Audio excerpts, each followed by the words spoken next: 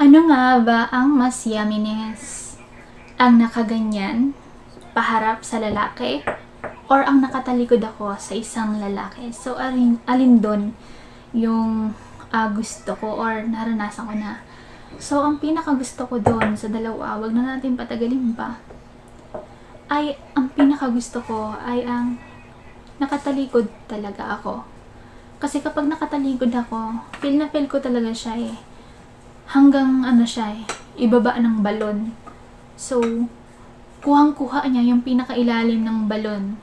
So, sungkit na sungkit niya talaga kaysa doon sa nakaharap ako. Kasi kapag nakaharap ako, hindi niya sungkit at mas nakakangalay pa.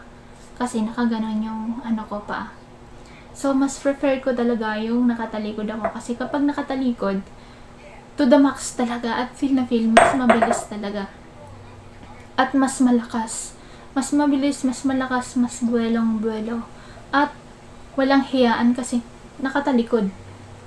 So, wala nang hiya-hiya kaysa dun sa nakaharap. Magkaharap pa yung mukha nyo. So, mas maganda yung nakatalikod kasi feel na feel talaga ng isang babae. And doon, mas mabilis na aabot ng babae ang tagumpay kaysa doon sa nakaharap. So, kung nagustuhan ng video na to, don't forget to like, share, and subscribe. Thank you so much for watching.